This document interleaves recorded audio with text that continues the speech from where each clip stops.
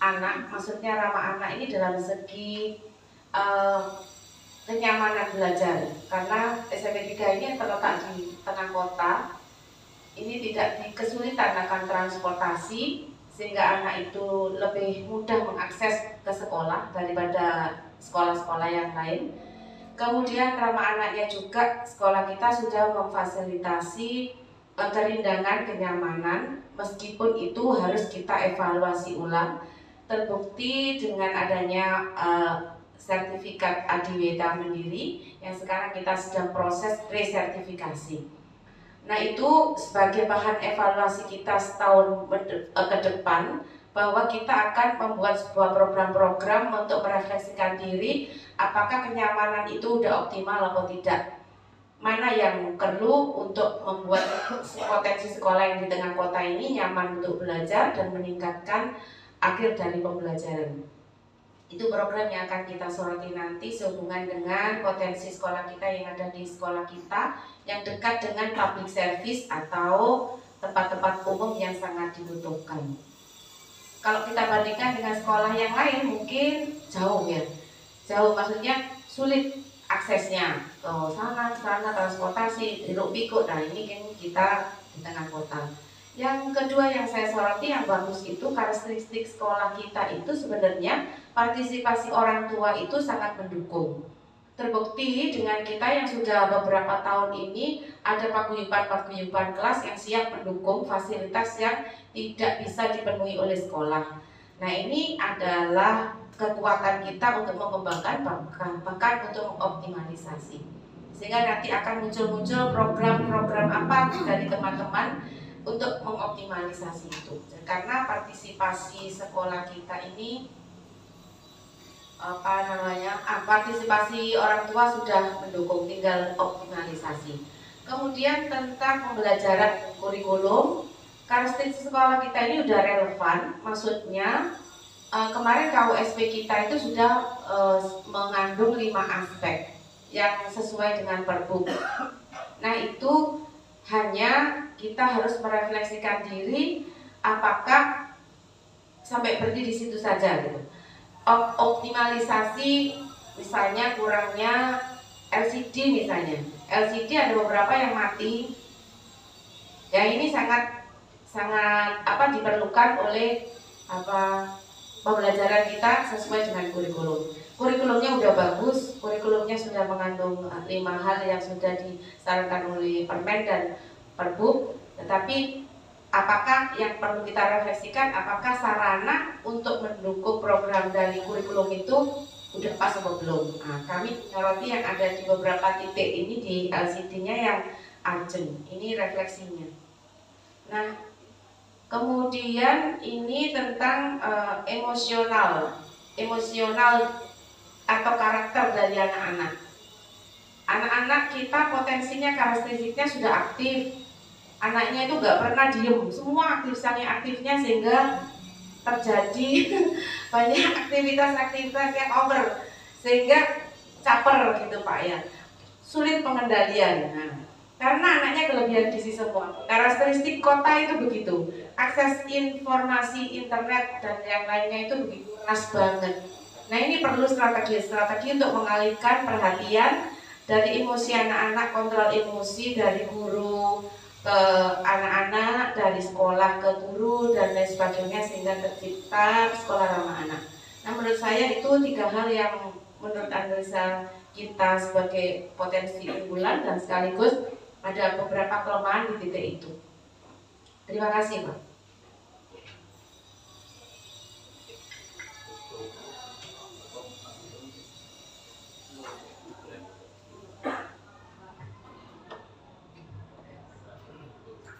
Terima kasih Bapak Ibu ya. Jadi kita sudah mendapatkan data, walaupun masih mentah, nanti perlu kita carikan solusi.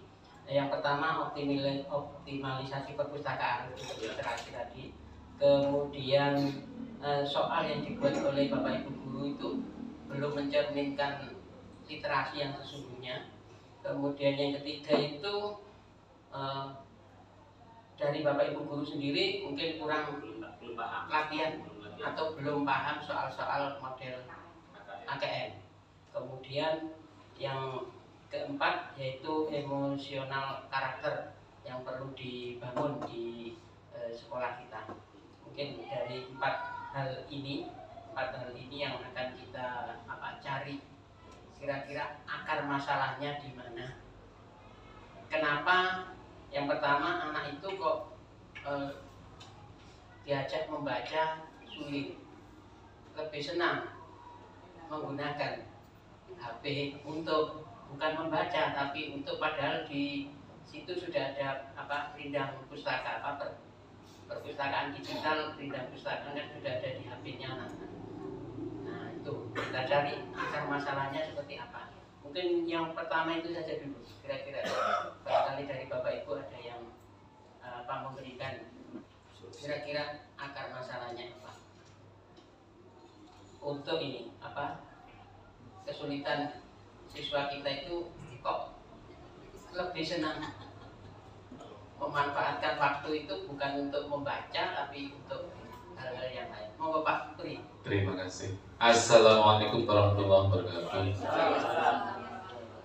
Berdasarkan hasil pengamatan dan penelitian, kebanyakan anak-anak itu masalah HP itu memang sangat gandrung sekali.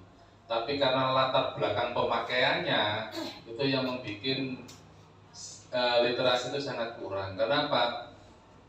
Didukung oleh keadaan kita yang sebelum ini kan pandemi, anak-anak di rumah dan pemakaian HP itu cenderung untuk game atau permainan.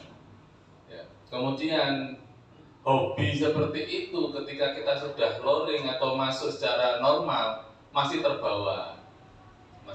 Jadi keinginan anak untuk membaca, misalkan di rindang pustaka itu masih rendah. Lebih enak main game, apalagi game yang online. Jadi satu kelompok itu berapa orang main game aja gitu. Sedangkan kalau memang ada beberapa anak yang saya lihat itu baca gitu, ada. Terutama itu untuk siswa yang putri.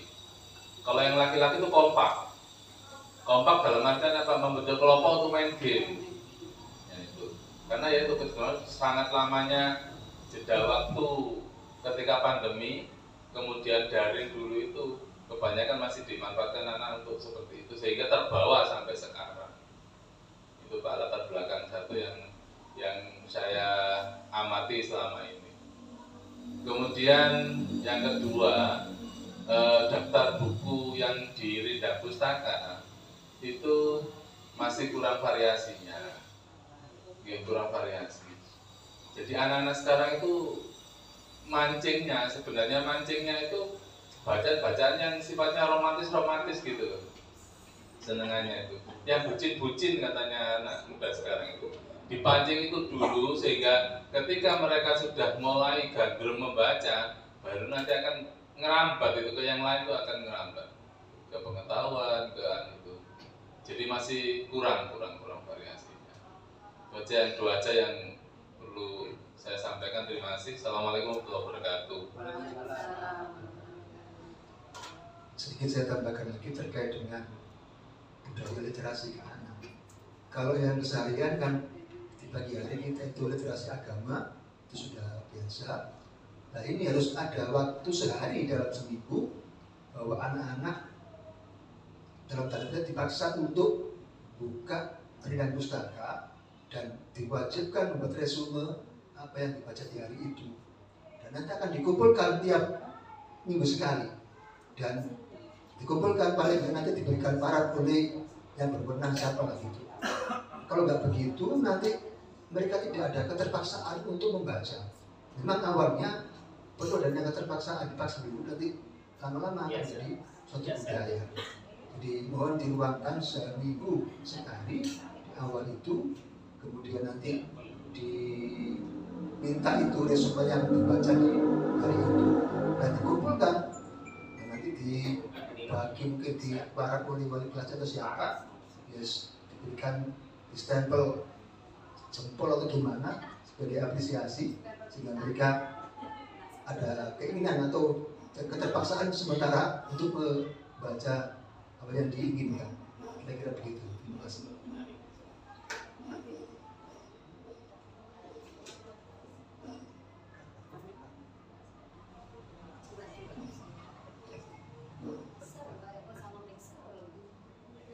Menambahkan bangun ya Pak. Untuk apa yang disampaikan oleh Pak Solihin tentang literasi agama itu memang sudah berjalan, dan kemarin ceritanya itu kan awal-awal literasi yang digaungkan oleh dinas itu kan memang bukan agama Pak ya. Dulu pernah waktu Budinu kalau tidak salah, itu buku bacaan. Cuma yang terjadi itu anak-anak yang dibaca itu novel-novel dan wakwatuha, novel-novel dan lain-lain itu akhirnya. Jadi malah kita akan memperkeruh suasana pubertas anak.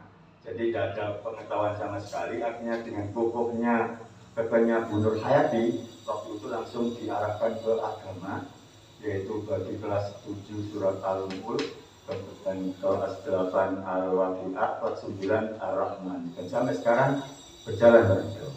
Cuma tapi karena ini juga kayaknya itu ya karena itu tadi Pak Munir, Pak Jadi karena jam pertama itu kadang ada urusan dengan mater yang pertama itu kadang belum datang.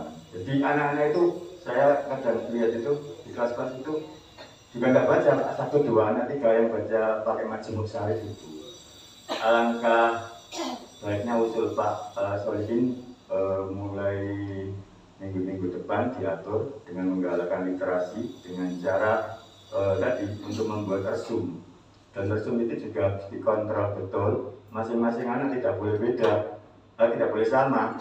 Artinya anak sekarang itu copy paste itu yang disukai, jadi dia tidak baca sebenarnya, tapi untuk temannya itu harus ditolak dua-duanya. Begitu caranya ditolak. Buktinya tadi kita mengawasi anak-anak proyeksi kerja betul kalau agak dipaksa. Memang kata Pak jadi kan memaksa itu kan kemudian menimbulkan kebiasaan kan. Sudah Pak David dan Pak Munir, itu saja yang biasa. Terima kasih.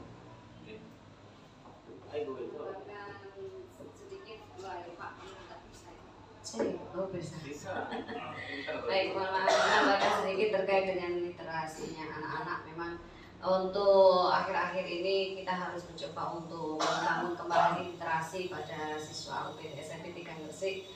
Memang pertama sudah ada tindak lanjut dari sekolah terkait dengan HP yang sudah diatur penggunaannya.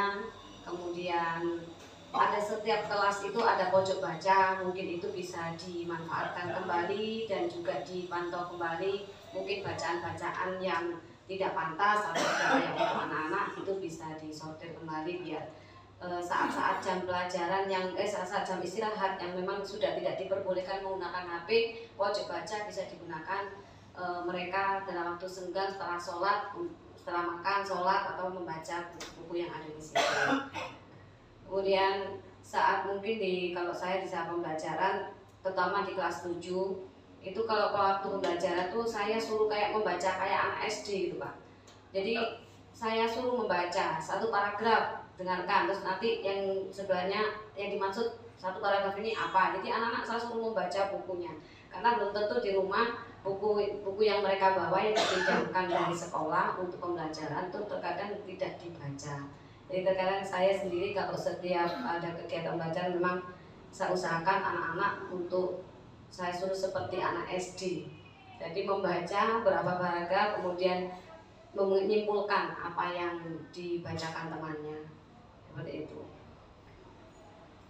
Untuk Rindang Pustaka Pak, memang Rindang Pustaka itu pernah ada rencana, kan memang sudah terencana ya, setiap hari Jumat gitu ya, kalau nggak salah setiap hari Jumat itu anak-anak melalui HP melihat informasi terkait dengan Rindang Pustaka, membaca, kemudian untuk tindak lanjutnya mungkin yang kami selaku setahun yang lalu kami jadi wali kelas, mungkin saya kurang memahami tindak lanjutnya seperti apa. karena anak-anak itu ada yang terutama kelas-kelas 7 yang sekarang itu kalau pakai HP itu sinyalnya nggak bisa, jadi harus keluar kelas baru mendapatkan sinyal. Nah kalau Linda Pustaka menggunakan WiFi, jadi anak-anak yang kelas 7A, B, C, D, 7A ya itu, apalagi 7A itu yang nyelopit paling pojok itu salah susah, A, B, C, D kalau nggak salah, A, B, C itu susah sekali kalau mau menggunakan Linda Pustaka karena sinyalnya juga sulit gitu. Ya 7F juga, oh ya sekitar situ. Dan anak-anak terkadang juga apa ya, setelah mereka baca kita juga memantaunya satu-satu tuh sulit juga. Ada yang kuotanya nggak mencukupi, kemudian mereka menulisnya apa, bukunya mereka juga seperti yang disampaikan tadi Pak Pri juga kurang menarik buat anak-anak, sehingga anak-anak itu waktunya Linda Pustaka gitu kayak ogah-ogahan. Nah itu yang perlu ditindaklanjuti terkait dengan Linda Pustaka. Udah bagus Pak, kegiatan untuk literasi bagus. Ini tadi ya ditindaklanjut lagi biar berlanjut untuk yang sudah bagus itu. Kemudian terkait dengan AKM, kita juga pernah dilatih, diinformasikan dengan Pak Yatno kalau nggak salah itu tentang soal-soal AKM itu seperti apa. Kita pernah mencoba juga soal-soal AKM. Anak-anak kalau dikasih soal AKM itu juga nggak dibaca soalnya, langsung agak klik-klik gitu aja. Karena gini dikasih ya Allah, gurunya itu sudah mencoba untuk mendekati AKM ya Pak, bukan AKM yang sebenarnya, mendekati AKM seperti yang disampaikan Bu Mai tadi, atau mungkin di bahasa Inggrisnya itu kan bacanya banyak, terkadang nggak dibaca anak-anak itu ya karena pembiasaan untuk membaca yang kurang itu sendiri, jadi anda klik-klik itu aja, hasilnya ya seperti itu. Kalau ulangan hariannya gimana anak-anak nggak mau membaca soalnya langsung jawab gitu aja. Tapi kalau untuk Bapak Ibu guru pernah kita dilatih sama diberi informasi terkait soal-soal AKM sama Pak Sudiatno sebelum adanya pandemi. Jadi ruang sini kayaknya di ruang perpustakaan dulu juga pernah. Cuman untuk pelaksanaannya saja mungkin kita masih mau dirubah lagi. Kalau memang ada kegiatan itu ya kita buat soalnya lari-lari agak ke AKM. Demikian Pak untuk terkait literasi yang bisa saya tambahkan. Mungkin lanjut ke Bapak Ibu guru. Ada tambahan? Tambah sedikit Pak Munir masalah literasi. Memang minat baca anak-anak dapat dikatakan sangat kurang. Saya pernah sampai mencoba waktu awal-awal menerapkan kurikulum merdeka, jadi memaksa karena kebiasaan itu harus dimulai dari paksaan. Jadi saya pernah menerapkan ini, boleh anak-anak membaca HP di rumah. Setiap hari anak-anak saya suruh membaca satu artikel. Saya tidak mengharuskan membaca buku, Pak, karena mungkin kalau buku namanya anak-anak ya, bosan atau kalian harus membaca satu artikel tiap hari. Kemudian dirangkum satu buku khusus. Besoknya saya suruh mengumpulkan bukunya, saya tanda tangani, dan anak yang menulis itu saya suruh menceritakan isi apa yang dibaca dengan kalimatnya sendiri. Itu yang pernah saya lakukan awal-awal kita melaksanakan kurikulum merdeka. Kemudian sekarang ini karena kelas 3 materinya juga agak sulit, kelas 9 agak mendalam, jadi saya belum melaksanakan lagi. Insya Allah mungkin kami guru bahasa akan melaksanakan itu Pak. Jadi saya paksa membaca satu artikel tiap hari di rumah, ditulis dengan bahasanya sendiri, kemudian dia menyampaikan sebelum pembelajaran dimulai itu 5 menit untuk menyampaikan apa yang sudah dibaca di rumah, intinya saja, jadi tidak dibaca tapi intinya apa, itu bahasanya. Sekian Pak dari saya. Wassalamualaikum warahmatullahi wabarakatuh. Waalaikumsalam warahmatullahi wabarakatuh. Baik, terima kasih Bapak Ibu. Untuk selanjutnya yaitu tentang emosional karakter ini. Nah, mungkin nanti dari Bu Erna bisa memberikan sedikit kira-kira akar masalahnya apa, barangkali dari BK bisa menceritakan sedikit. Iya, akar masalahnya di mana sehingga anak-anak itu karakternya terutama di komunikasi apa gitu kok. Monggo Bu Ellen. Terima kasih atas waktu yang diberikan. Kalau untuk emosional anak-anak itu saya lihat itu kan kompleks Pak ya.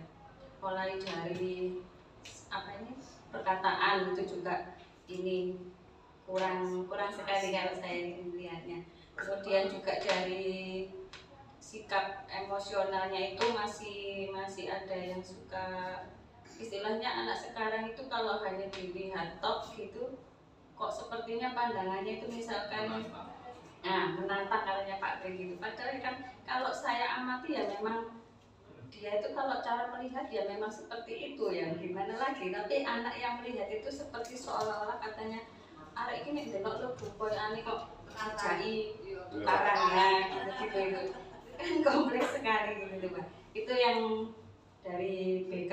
Terus kemudian itu ada yang